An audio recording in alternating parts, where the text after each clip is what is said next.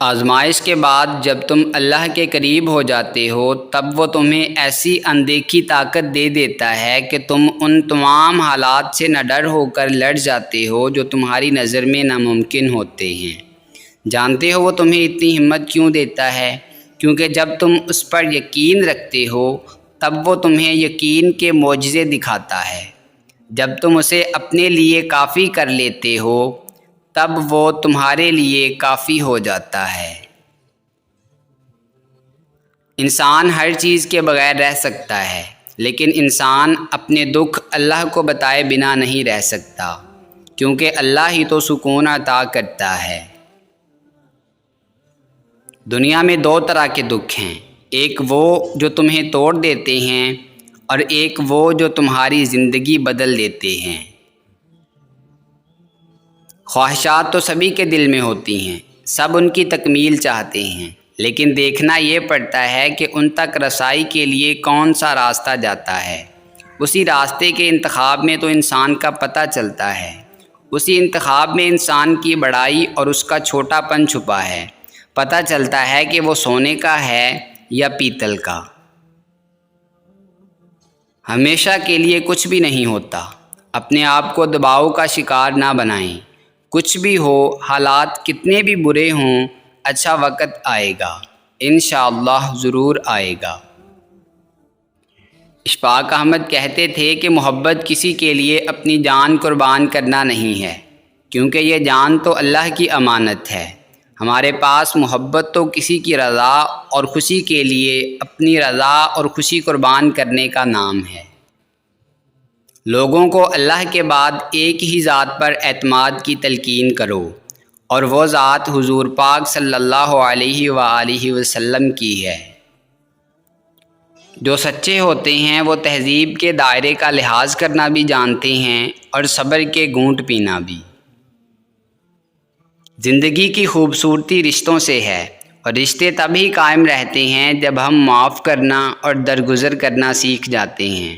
اگر ایسا نہیں ہے تو پھر ہم ایک قیدی ہیں ان سماجی رسموں کے جو ہمیں ساتھ رہنے اور ایک دوسرے کو دیکھ کر مسکرا دینے پر مجبور کر دیتی ہیں۔ سب کچھ کرو، برا بھلا کہہ لو، گریبان پکڑ لو، مگر کبھی بھی دوراہے پر لا کے کسی کا ساتھ مت چھوڑنا، بندہ بے بس ہو جاتا ہے۔ کبھی کبھی ایسا ہوتا ہے کہ زندگی ہر وہ چیز آپ کو لوٹا رہی ہوتی ہے جو کبھی آپ سے چھن گئی تھی، بشمول محبت، لیکن آپ بے نیاز ہو چکے ہوتے ہیں۔ ہم نے جو کامیابیاں سوچی ہوں وہ مل جاتی ہیں، لیکن ان کامیابیوں پر جن چہروں کو اپنے ساتھ ہنستے تصور کیا ہو وہ کھو جاتے ہیں۔ اگر کسی سے کچھ مانگنا ہے تو محبت مانگو، محبت مل جائے تو سب کچھ مل جاتا ہے۔ محبت کے بغیر ہر چیز ایسے ملتی ہے جیسے مرنے کے بعد کفن ملتا ہے، مگر میری مانو تو محبت بھی نہ مانگو، کیونکہ مانگی ہوئی محبت کا مزہ بگڑی ہوئی شراب جیسا ہوتا ہے۔ کسی کو بھی یہ حق نہیں کہ وہ تمہیں جج کرے، وہ نہیں جانتا کہ تم اپنے اندر سے کیسے حالات سے گزر رہے ہو۔ اس نے تمہارے متعلق کہانیاں سنی ہیں، مگر کبھی وہ محسوس نہیں کیا جو تم اپنے اندر کرتے ہو۔ بڑھاپے میں مرد کے جسم سے نکل کر عورت اس کے دماغ میں گھس جاتی ہے۔ جوں جوں وہ بوڑھا ہوتا جاتا ہے، عورت کے اس قدر قریب ہو جاتا ہے کہ خود عورت بن جاتا ہے۔ جسمانی تعلقات ڈھیلے پڑ جاتے ہیں، اچھی اور پارسا باتیں اس کی زندگی کا بہترین مشغلہ قرار پاتی ہیں۔ ذمہ دارانی سے جھگڑنا، ماسی پھپھی تائی سے مشورے کرنا، بیٹیوں کی یاد میں آنسو بہانا، قبروں پر جا کر رقیق ہو جانا، ٹیلی ویژن پر کسی خاتون کو نعت یا حمد پڑھتے دیکھ کر آبدیدہ ہونا۔ قدم قدم پر وہ جنس لطیف کا زر خرید ہوتا چلا جاتا ہے۔ ہولے ہولے عورت اس کی سائیکی کا بڑا حصہ بن جاتی ہے۔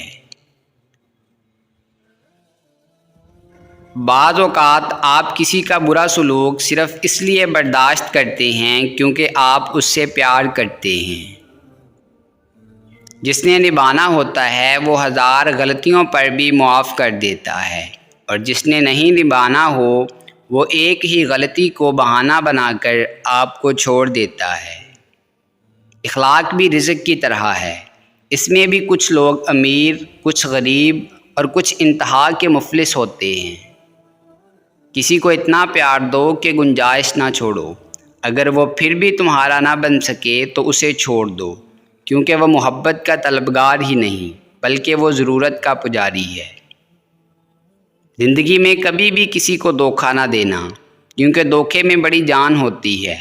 یہ گھوم پھر کر واپس آپ کے پاس ہی پہنچ جاتا ہے، کیونکہ اس کو اپنے ٹھکانے سے بہت پیار ہوتا ہے۔ انسان ہر چیز کے بغیر رہ سکتا ہے، لیکن انسان اپنے دکھ اللہ کو بتائے بنا نہیں رہ سکتا، کیونکہ اللہ ہی تو سکون عطا کرتا ہے۔ لوگ اپنی بوریت دور کرنے کے لیے آپ کو وقت دیں یا عزیز رکھیں تو اسے محبت سمجھنے کی غلطی مت کیجیے۔ لوگوں کے رویوں سے تنگ آ کر جب بندہ اللہ سے کہتا ہے میرے رب اب میں تھک چکا ہوں، تب اللہ کہتا ہے غم نہ کرو میں تمہارے ساتھ ہوں۔ جب آپ تجربات سے بڑھ چکے ہوتے ہیں تو اس قدر بوڑھے بھی ہو چکے ہوتے ہیں کہ کوئی بھی آپ کے تجربات کو ملازمت نہیں دیتا۔ محبت یک طرفہ ہو سکتی ہے، سمجھوتا بھی یک طرفہ ہو سکتا ہے، لیکن عزت دو طرفہ چیز ہے، یہ یک طرفہ نہیں ہو سکتی۔ سورہ کہف۔ نبی کریم صلی اللہ علیہ وآلہ وسلم نے فرمایا جس نے جمعے کے روز سورہ کہف کی تلاوت کی اس کے لیے اللہ تعالیٰ 2 جمعوں کے درمیان ایک نور روشن فرما دیتا ہے۔ جو شخص سورہ کہف کی ابتدائی 10 آیات یاد کرے وہ دجال کے فتنے سے بچے گا۔ یاد کرنے سے دجال سے پناہ ملے گی۔ یہ جو کہتے ہیں نا بات ایک کان سے سنو اور دوسرے کان سے نکال دو، انہیں بتا دو ان دونوں کانوں کے بیچ میں دماغ آتا ہے جہاں بات ٹھہر جاتی ہے۔ غم کی ایک بڑی خوبی یہ بھی ہے کہ یہ انسان کو نرم کر دیتا ہے اور اپنے حقیقی خالق، رازق اور مالک کے قریب کر دیتا ہے۔ حضرت علی رضی اللہ تعالیٰ عنہ نے فرمایا اگر کوئی تم کو صرف اپنی ضرورت کے وقت یاد کرتا ہے تو پریشان مت ہونا، بلکہ فخر کرنا کہ اس کو اندھیرے میں روشنی کی ضرورت ہے اور وہ تم ہو۔ بانو قدسیہ لکھتی ہیں کہ اشفاق میری چادر بھی تھے اور 4 دیواری بھی۔ اشفاق کے جانے کے بعد مجھے کئی باتیں سمجھ آئی ہیں۔